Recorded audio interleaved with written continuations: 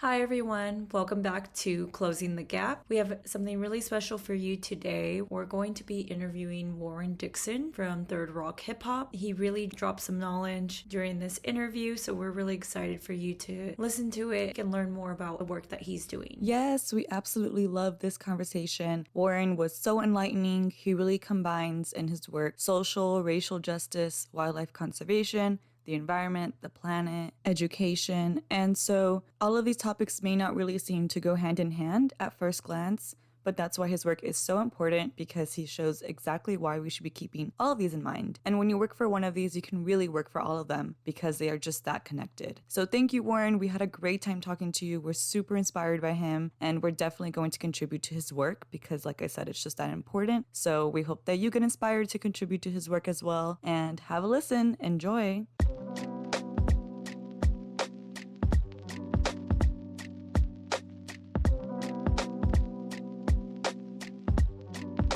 Hi, everyone. This is Tanya. And this is Adriana. Closing the Gap podcast. We're here today with Warren Dickson.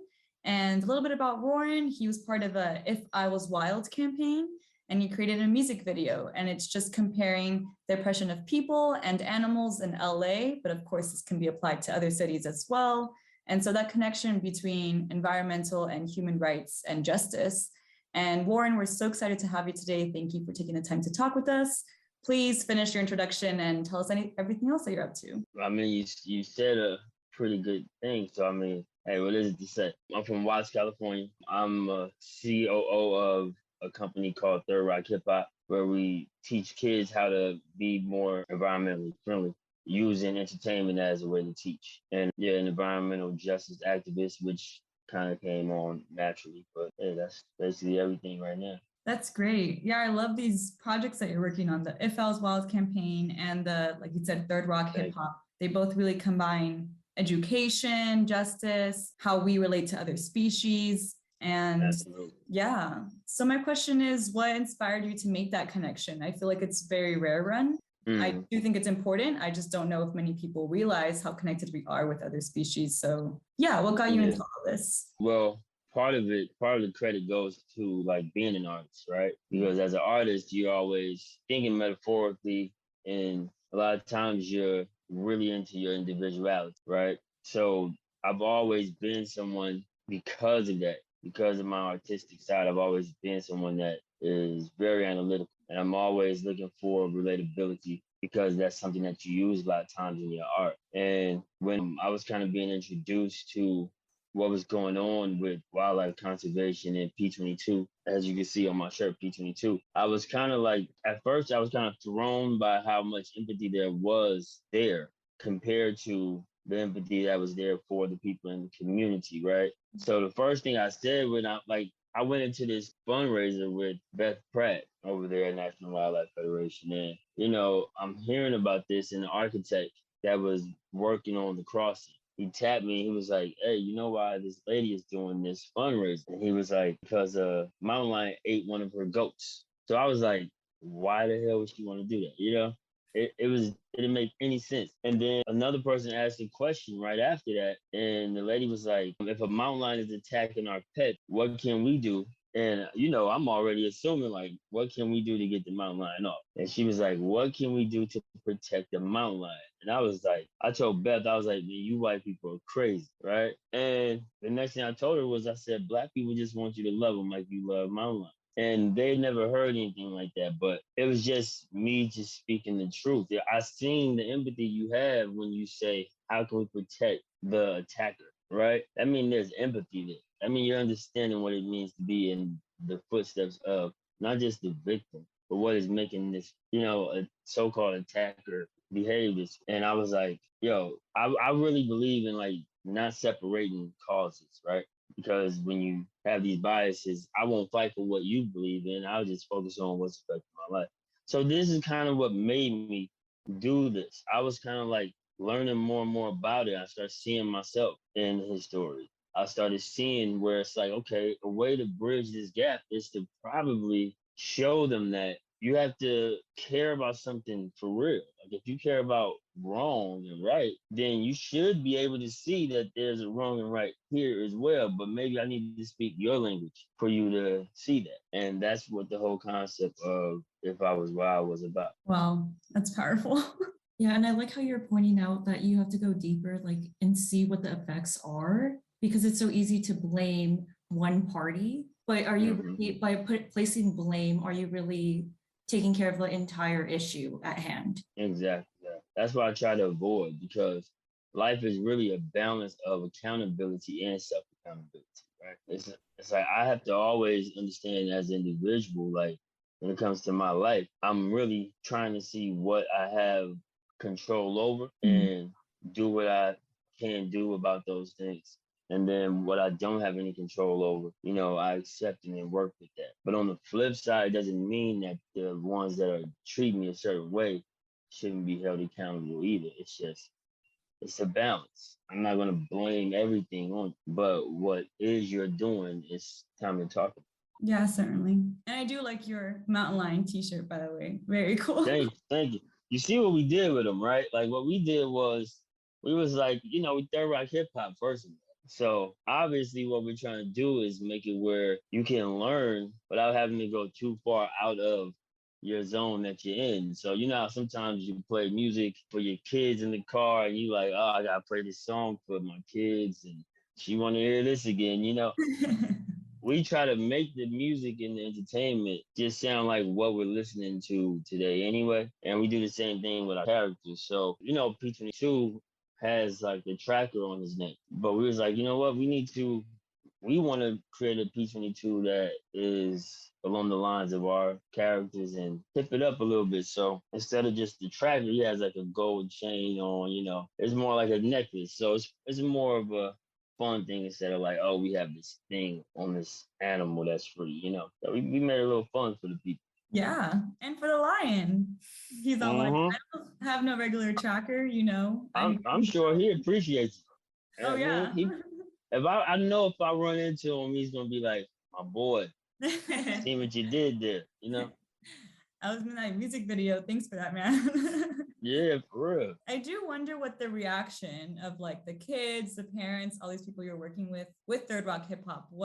Because this is very unique. I never knew anything about this when we were young, like combining Mm-hmm. music and an environmental education. So yeah, Mm-hmm. what kind of reactions, either positive or negative, have you received? Both. I mean, when I say negative, I wouldn't say like, people have been giving us like major pushback directly. But, through some of the organizations we've worked with, like National Wildlife Federation, we heard early on that the higher ups were kind of like, they're kind of pulling back on us. I mean, like, they didn't want to, they're thinking about what they think about hip hop, right? And then that's what they're trying to make a decision based off of. But we expect that. We expect that.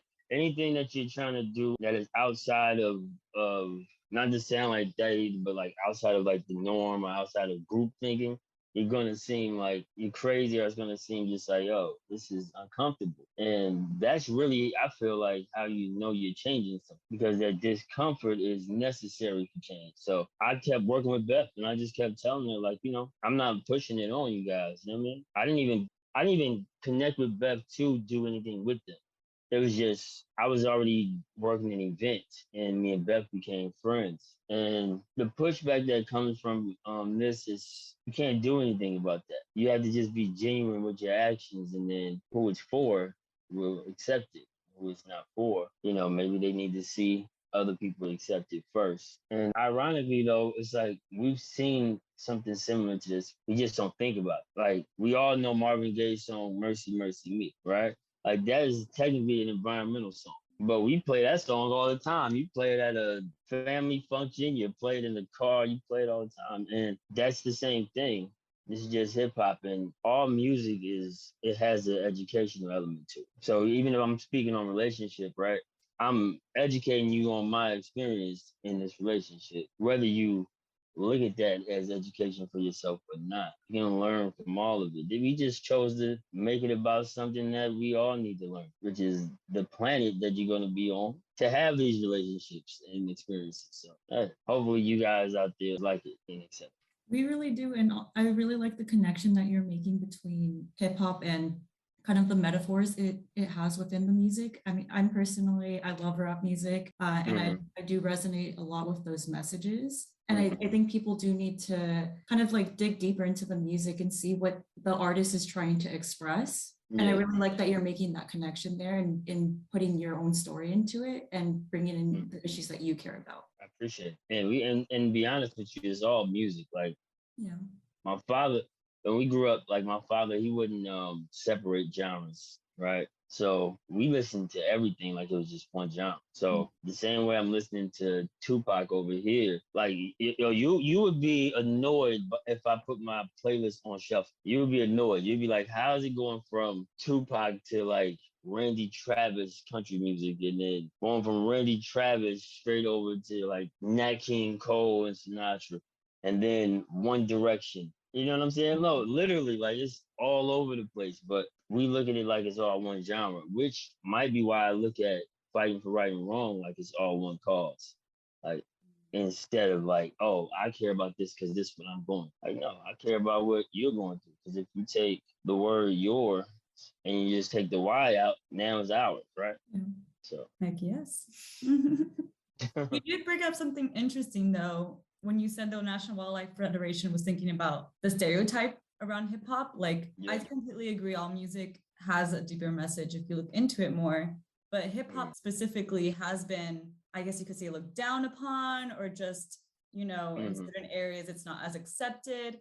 So the mm, fact that you're combining this genre specifically, yeah. I think that's all the more powerful, and for certain communities, all the more acceptable, right? Like you said, you're trying Mm-hmm, to be relatable. yeah, So yeah. yeah, I think that in and of itself, you're making a stance, right? Just by Mm-hmm, choosing that, you're saying, no, this is, we have a reason behind combining these two. yeah. Because I have heard a lot of environmental songs, but they're mostly like people playing on the guitar. Like they're, I don't know if they'd be indie or country, but Mm-hmm. mostly Which those I genres. which I love, by the way. It's like Yeah, I love it, totally fine. but it's definitely missing element, which is hip hop. And hip hop speaks to like it's like one of the most popular genres today. Especially with the young And communities or the young. yeah, the young communities like they're listening to hip hop whether you like it or not. And a lot of times I think we want to penetrate certain communities, right? But we just want to send our message. We don't want to hear their message. We don't want to like what I mean. We don't want to dive into their culture to understand like how do we deliver a message. And I think we just look at like I said, a lot of times we just think about ourselves, even when we think we're thinking about others.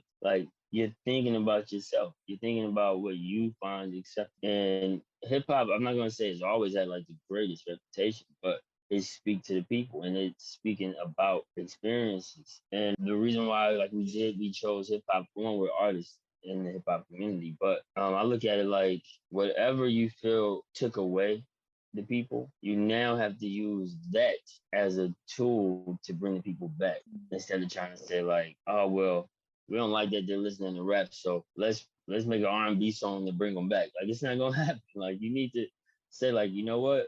I don't like that they listening to rap, but that's what they listening to. Let's make a rap song that at least brings them to the message that we want them to hear, and it works better that way. Certainly.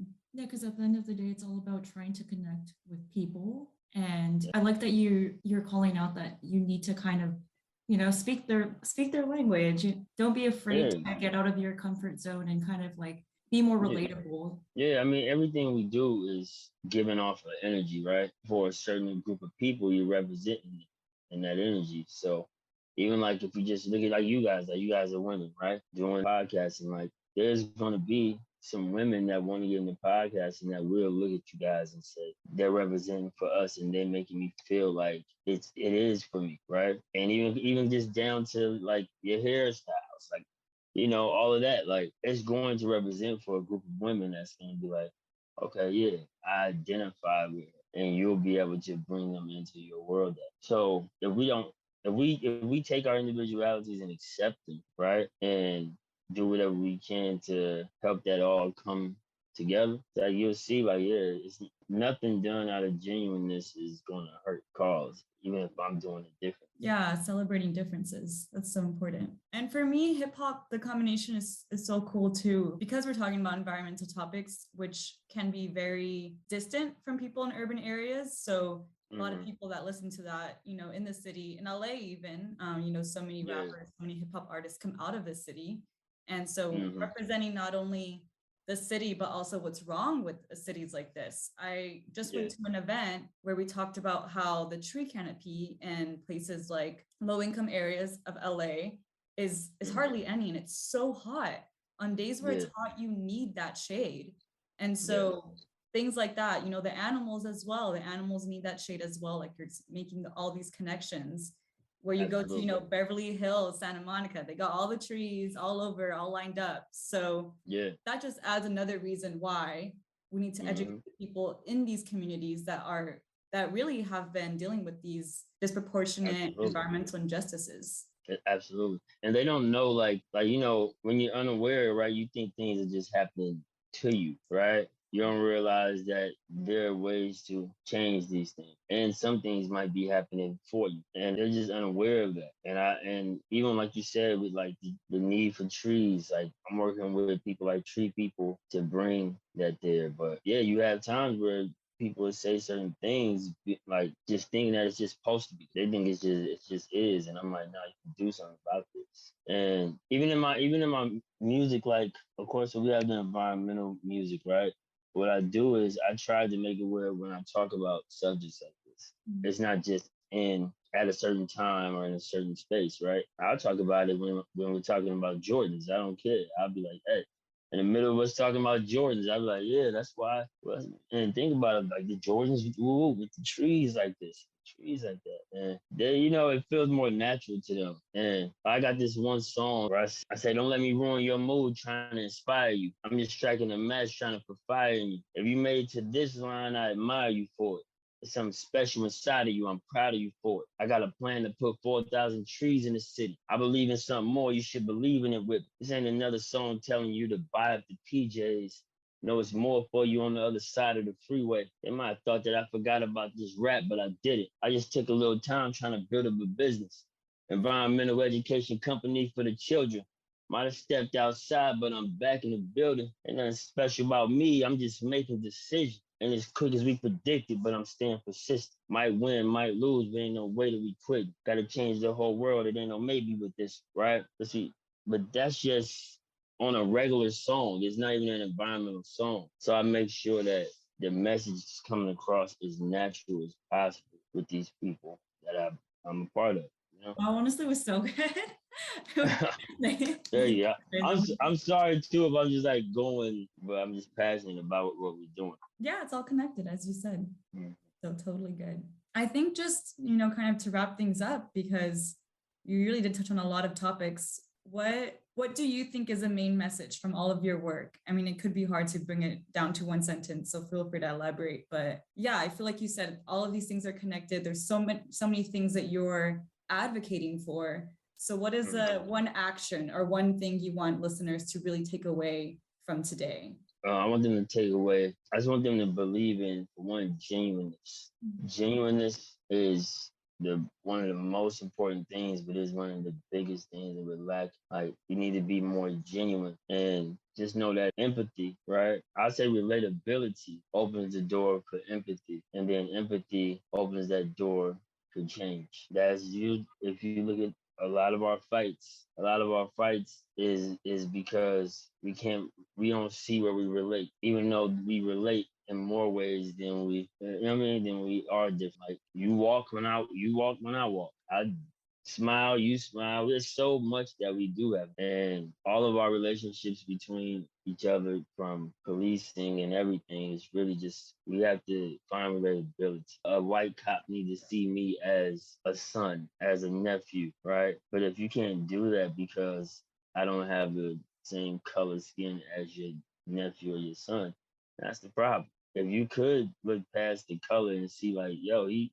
laughs and smiles and walks like my son. Then you may have a little more empathy. And then that's how we change. So, oh, and by the way, nature will teach you a lot. Please, man, get out there in nature. Nature is going to show you that you are not, for one, the most important thing in the world. which we all need to know. Like, you are not the most important thing. So nature is going to show you like a lot of our problems that are a lot of things that we stress about. It's because we choose to make these things important. It's not important. We're like nature. We're supposed to learn from nature. So You heard him here, Warren. Words of wisdom. Exclusive. I feel old sometimes. Like, yo, why are you so serious?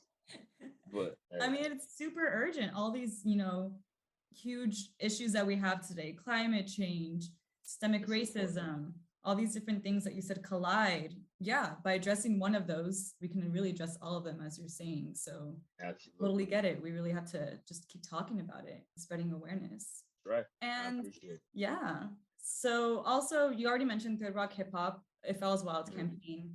What else? Any other projects, any other initiatives, or any just organizations or other people that inspire you that you really just kind of want to make sure other people know about? Well, in our community, we have Sisters of Watts, we have Still Waters.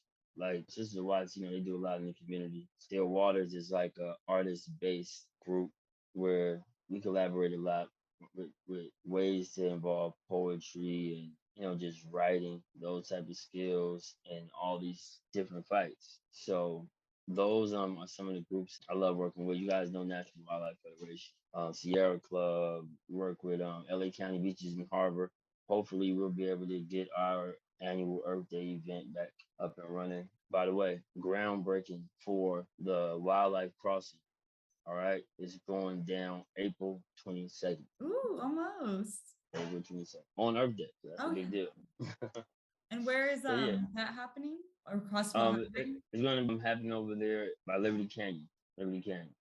Like, if you go there now, you'll see, like, when you exit, and on the right side, you'll see a big sign that has like a picture of what the cross is going to look. So that's where we're going to be having April 22nd. You guys are going to be seeing so many other things. Like I said, we're trying to get more trees in the city. We're working with Sierra Club on ways to reduce the use of plastic in a cool way. So that way, guys can enjoy it and do it at the same time. And working with the schools a lot.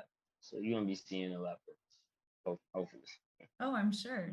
A lot going on. And if you see our mascots ever, like, I don't know if you ever seen our Earth mascot, Third Rock and Little Rock, but if you ever see them, like, feel free to start a dance battle with them because they love it. They think they're the best dancers out there. So. Oh no, I might lose. Yeah, hey, I got faith in you. Prove him wrong because he thinks he's like the best dancer. I'll have to practice before I put myself in that position. Well, I think this pretty much wraps it up. Thank you so much, Warren. Again, super powerful messages that you've shared with us today. Not only us, but our listeners will resonate completely with everything you've shared today. Thank you so much for joining us and for sharing your journey. Thank you. We're going to see you guys. All right. Perfect. Peace.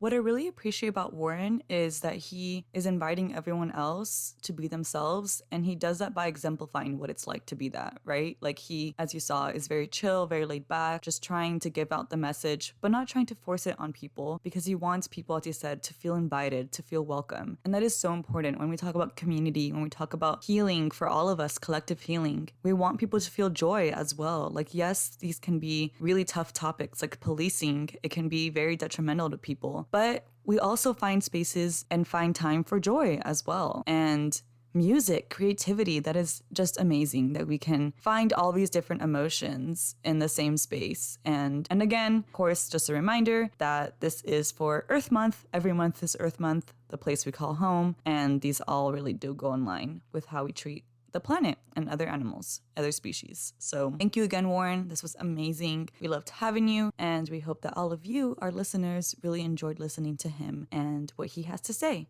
Also wanted to call out that we'll be sharing information on all of the organizations and events that Warren called out during his interview. Honestly, I'm extremely thankful that there are people out there like Warren who do so much for our communities. So I think it's really important that we show support. Please be sure to check out our show notes. This is where you'll find all of that information. If you want to hear more stuff like this, then be sure to follow us on your favorite streaming platform, subscribe, and also follow us on Instagram at Closing the Gap Pod, and you can email us at closingthegappod@gmail.com. So connect with us, let us know who you want to see us interview next, who inspires you. And that is all for today, but thank you for joining us, and we'll see you next time.